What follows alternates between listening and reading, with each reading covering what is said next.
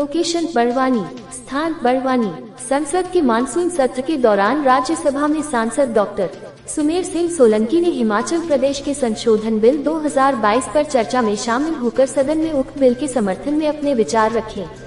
केंद्र सरकार के जनजातीय कार्य मंत्रालय द्वारा अनुसूचित जनजाति बाहुल्य क्षेत्रों में शिक्षा, स्वास्थ्य, आर्थिक सशक्तिकरण आदि से संबंधित विभिन्न योजनाएं चलाई जा रही है। डॉक्टर सुमेर सिंह सोलंकी, बड़वानी। संसद के मानसून सत्र के दौरान राज्यसभा सांसद डॉक्टर सुमेर सिंह सोलंकी ने बुधवार सदन में हिमाचल प्रदेश के संशोधन बिल 2022 पर चर्चा में शामिल उक्त बिल के समर्थन में अपने विचार रखे।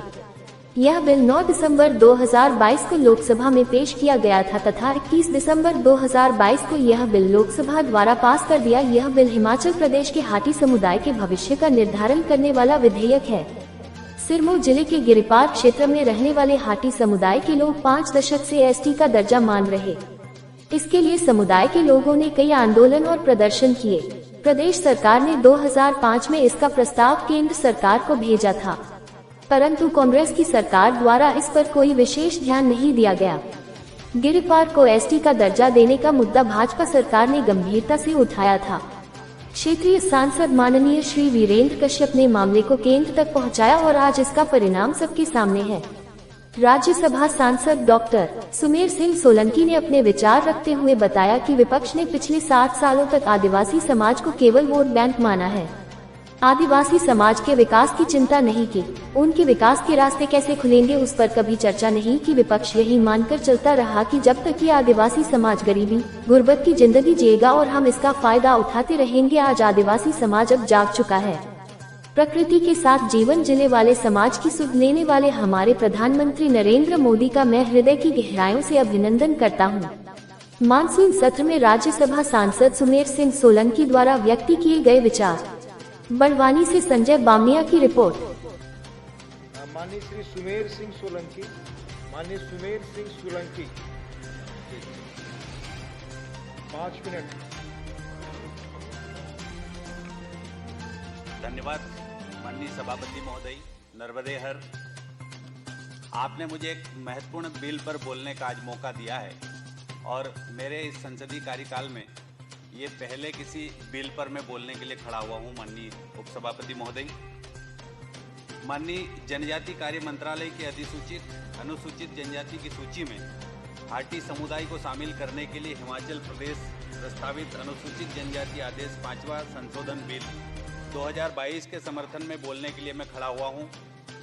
यह बिल 9 दिसंबर 2022 को लोकसभा में पेश किया गया तथा 16 दिसंबर 2022 को यह बिल लोकसभा द्वारा पारित कर दिया गया। यह बिल हिमाचल प्रदेश के हाटी समुदाय के भविष्य का निर्धारण करने वाला विधेयक है, जो पहाड़ों और जंगलों में रहने वाले मेरे आदिवासी भाइयों की जिंदगी बदलने वाला बिल है और इस बिल के समर्थन में मैं आज यहाँ पर सदन में खड़ा होकर बोल रहा हूँ। माननीय सभापति महोदय, सिरमौर जिले के गिरिपार क्षेत्र में रहने वाले हाटी समुदाय के लोग 5 दशक से एसटी का दर्जा मांग रहे थे। इसके लिए समुदाय के लोगों ने कई बार आंदोलन और प्रदर्शन किए। प्रदेश सरकार ने मई 2005 में इसका प्रस्ताव केंद्र सरकार को भेजा था, परंतु कांग्रेस की सरकार द्वारा इस पर कोई विशेष ध्यान नहीं दिया गया। माननीय सभापति महोदय, हाटी समिति ने 21 फरवरी 2011 में तत्कालीन माननीय पूर्व प्रधानमंत्री जी को एक मुलाकात की थी और इस मुलाकात में भी उन्होंने ये मांग करी थी, परंतु पूर्व सरकारों के प्रयास नाकाफी रहे हैं।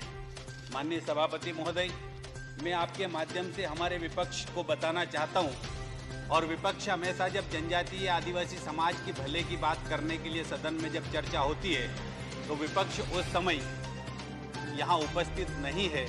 वो विपक्ष के साथियों को मैं कहना चाहता हूँ, जो हमारे विपक्षी है, वो जब आदिवासी मुद्दों पर यहाँ पर सदन में चर्चा होती है तब सदन से वो बाहर होते हैं, सदन से वो बहिर्गमन कर जाते हैं और आदिवासी हितैषी होने का एक ढोंग करते हैं। मैं उनसे कहना चाहता हूँ कि इस देश के अंदर आपने 60 सालों तक आदिवासी समाज को सिर्फ वोट बैंक माना है। आदिवासी समाज के विकास की कभी चिंता नहीं की, उनके विकास के रास्ते कैसे खुलेंगे उस पर कभी चर्चा नहीं की और नहीं कभी जोर दिया। हमारा विपक्ष यही मानकर चलता रहा है कि जब तक ये आदिवासी समाज गरीब गुर्बत की जिंदगी जिएगा और हम इसका फायदा उठाते रहेंगे। आज का आदिवासी समाज जाग चुका है। प्रकृति के साथ जीवन जीने वाले समाज की सूध लेने वाले माननीय यशस्वी प्रधानमंत्री श्री नरेंद्र मोदी जी का मैं हृदय की गहराइयों से अभिनंदन भी करता हूं और आभार भी व्यक्त करता हूं। आज से पूर्व कभी हमारे समाज की आवाज़ को सुनने वाले कोई सरकार नहीं थी, लेकिन देश के प्रधानमंत्री माननीय नरेंद्र मोदी जी के नेतृत्व में इस देश के अंदर आदिवासी समाज के कल्याण के लिए, आदिवासी समाज के विकास के लिए, आदिवासी समाज को आर्थिक रूप से समृद्ध बनाने के लिए और उनकी समस्याओं को समाधान करने के लिए देश के प्रधानमंत्री माननीय नरेंद्र मोदी जी के नेतृत्व में निरंतर काम किया जा रहा है। मैं माननीय जनजाति कार्य मंत्री माननीय अर्जुन मुंडा जी का भी आभार व्यक्त करना चाहूँगा कि लगातार इस देश के 10 करोड़ से अधिक आदिवासी भाई और बहनों के कल्याण के लिए निरंतर कार्य किया जा रहा है। और इसी दिशा में कल यहाँ पर छत्तीसगढ़ का भी बिल पारित हुआ, लेकिन आज हिमाचल के आदिवासी भाइयों और बहनों को भी ये लाभ मिलने वाला है। हाटी समाज के हमारे भाइयों और बहनों को भी अब हिमाचल में और हिमाचल के साथ देश में वो अनेक प्रकार का फायदा होने वाला है।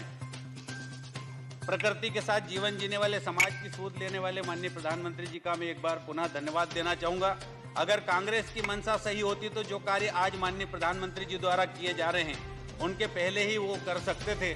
जैसे जल जीवन मिशन की बात करता हूँ मैं, आयुष्मान कार्ड योजना की बात करता हूँ, किसान सम्मान निधि, उज्ज्वला योजना, राम मंदिर का मामला, धारा 370 को हटाने जैसे अनेक काम, महत्वपूर्ण फैसले माननीय प्रधानमंत्री जी के नेतृत्व में हमारी सरकार ले रही है।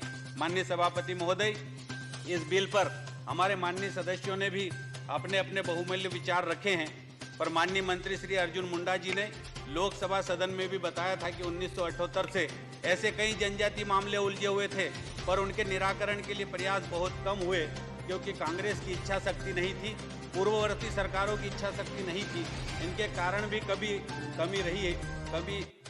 रही ही नहीं। आज माननीय प्रधानमंत्री जी के नेतृत्व में साफ नीयत के साथ आदिवासी समाज के कल्याण के लिए कार्य किए जा रहे हैं। कम से कम आबादी वाले आदिवासी समाज को हक दिलाने का काम माननीय प्रधानमंत्री नरेंद्र मोदी जी के नेतृत्व में किया जा रहा है।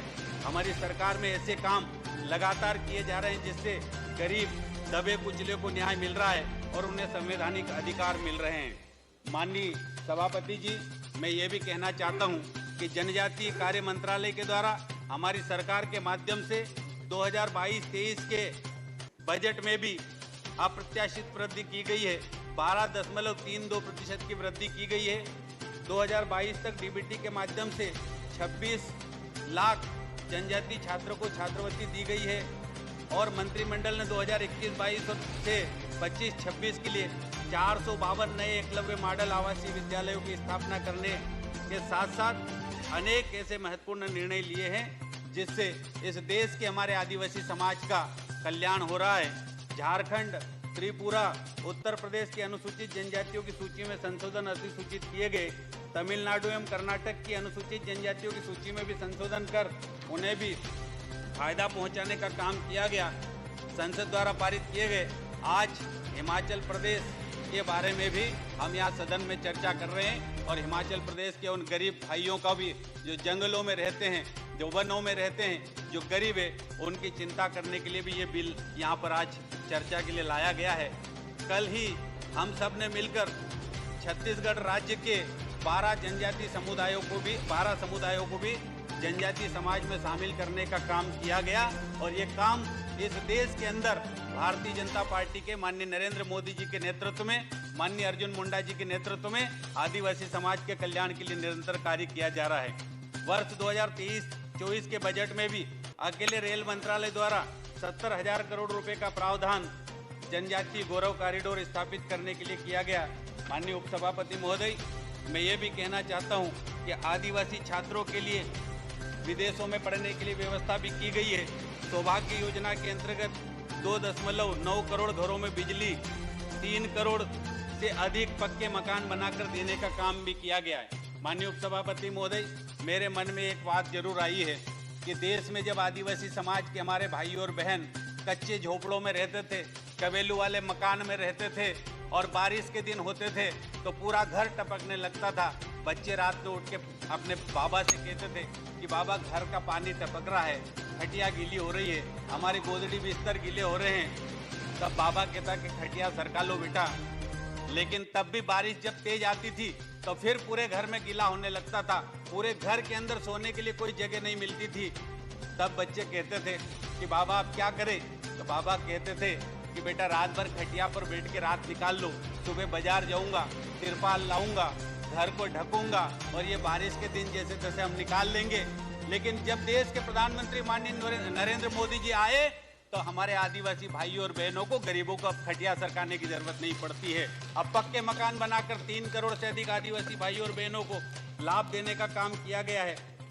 अंत में यही कहना चाहता हूं माननीय सभापति महोदय, हाटी समुदाय को हिमाचल प्रदेश के अनुसूचित जनजाति की सूची में शामिल किए जाने के बाद इन्हें सरकार द्वारा अनुसूचित जनजाति के लिए चलाई जा रही योजनाओं का लाभ मिलना शुरू हो जाएगा। अनुसूचित जनजाति के लड़के लड़कियों की छात्रवृत्ति, रियायती ऋण, छात्रावास की सुविधा, शासकीय सेवा में आरक्षण, शिक्षण संस्थाओं में आरक्षण का लाभ मिलने से शासकीय सेवा में न जाने कितने ही परिवारों की दशा और दिशा सुधरेगी। अंत में मैं इतना ही कहना चाहता हूं सभापति महोदय कि हमारी सरकार ने कश्मीर से कन्याकुमारी तक, गुजरात से लगाकर अरुणाचल प्रदेश तक 12 करोड़ से अधिक भाइयों और बहनों के जीवन को बदलने का काम किया है। और अंत में मैं माननीय प्रधानमंत्री जी का भी और माननीय मंत्री जी का भी आभार व्यक्त करता हूं, धन्यवाद देता हूं और मैं इस बिल के समर्थन में बोलने के लिए खड़ा हुआ। इस बिल को पारित करने का मैं समर्थन करता हूं। माननीय उपसभापति महोदय, मेरे मन में एक बात जरूर आई है कि देश में जब आदिवासी समाज के हमारे भाई और बहन कच्चे झोपड़ों में रहते थे, कबेलू वाले मकान में रहते थे और बारिश के दिन होते थे तो पूरा घर टपकने लगता था। बच्चे रात में उठ के अपने बाबा से कहते थे कि बाबा घर का पानी टपक रहा है, खटिया गीली हो रही है, हमारे गोदड़ी बिस्तर गीले हो रहे हैं। तब बाबा कहता कि खटिया सरका लो बेटा। लेकिन तब भी बारिश जब तेज आती थी तो फिर पूरे घर में गीला होने लगता था, पूरे घर के अंदर सोने के लिए कोई जगह नहीं मिलती थी। तब बच्चे कहते थे कि बाबा आप क्या करें? तो बाबा कहते थे कि बेटा रात भर खटिया पर बैठ के रात निकाल लो, सुबह बाजार जाऊंगा, तिरपाल लाऊंगा, घर को ढकूंगा और ये बारिश के दिन जैसे तैसे हम निकाल लेंगे। लेकिन जब देश के प्रधानमंत्री माननीय नरेंद्र मोदी जी आए तो हमारे आदिवासी भाइयों और बहनों को, गरीबों को अब खटिया सरकाने की जरूरत नहीं पड़ती है। अब पक्के मकान बनाकर 3 करोड़ से अधिक आदिवासी भाइयों और बहनों को लाभ देने का काम किया गया है।